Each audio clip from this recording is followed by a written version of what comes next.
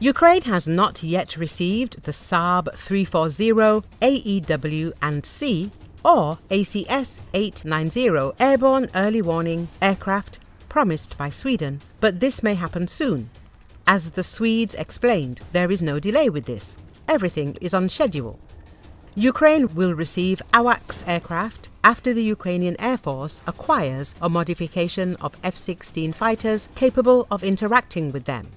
The problem is that the fighters transferred to Kiev turned out to be so old that some of the aircraft had to be modernized. But for now, the Ukrainian Armed Forces do not have modernized fighters, which means there is nothing to transfer.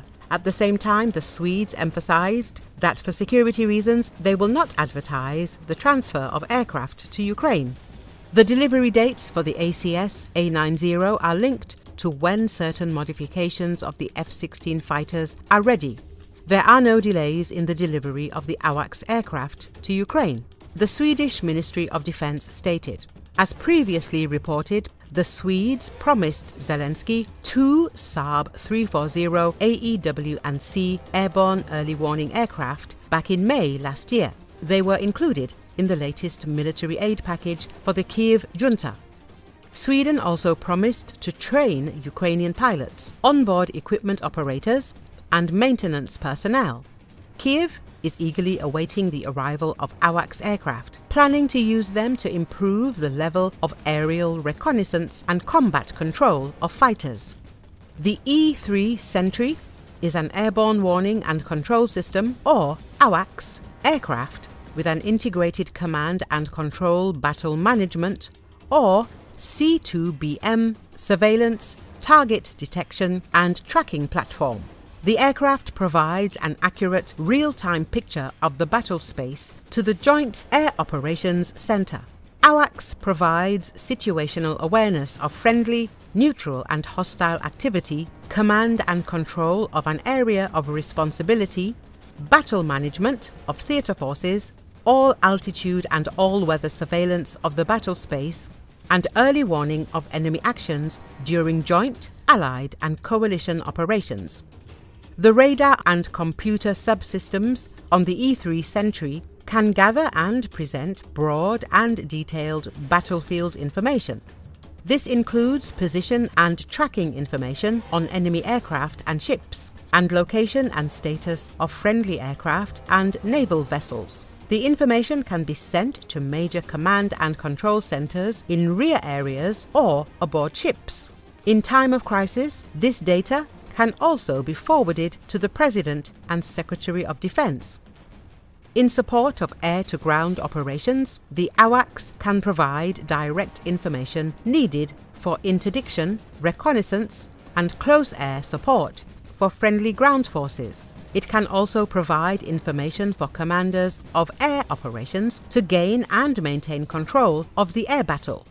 With its mobility as an airborne warning and control system, the Sentry has a greater chance of surviving in warfare than a fixed, ground-based radar system.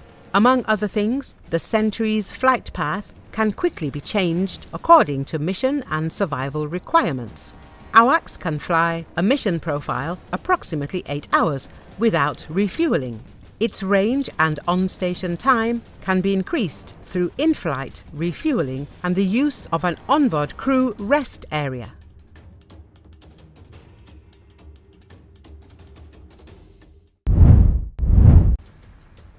Ukrainian troops attacked the Russian airfield Engels for the third time in the last 10 weeks. It is known that in conversations between US President Donald Trump and the leaders of the Russian Federation and Ukraine, both sides expressed readiness to stop attacking energy and infrastructure facilities, but such a decision has not yet been made officially, and an attack on the airbase is not included in a possible agreement. This is what military observer David Axe writes for Forbes.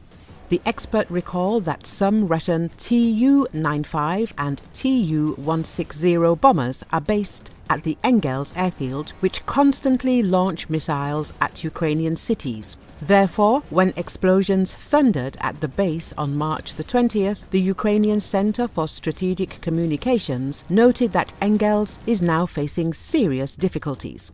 The last few months have been difficult for Engels. On January the 8th, Ukrainian drones flew at least 600 kilometers to strike Engels. The explosions caused a fire at a huge oil depot containing up to 800,000 tons of fuel, a fire that raged for several days. AWACS recalled. Within 6 days, the fire died down on its own or was extinguished by firefighters. However, a few hours later, on January the 14th, drones struck again, the expert emphasized. Every damaged ammunition depot, oil refinery, storage tank or chemical plant weakens Russia's ability to wage war against Ukraine.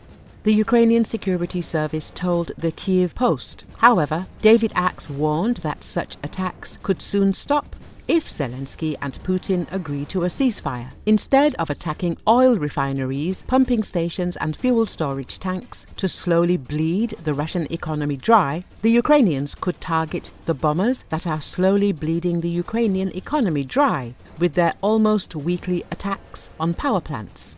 The author added. AWACS noted that it is not yet known which drones were used in the January attacks on Engels, but the Kyiv Post noted that they were PD-2, Beaver, Luty and UJ-22. The expert emphasized that Ukraine has created a large number of long-range UAVs that can cover distances of more than 1,000 kilometers. A ceasefire might briefly limit Ukraine's deep strike campaign by narrowing its target list, but it probably won't stop it. If anything, Ukrainian forces are steadily expanding the territory in Russia they can strike and identifying military targets that require follow-up strikes, AWACS concluded.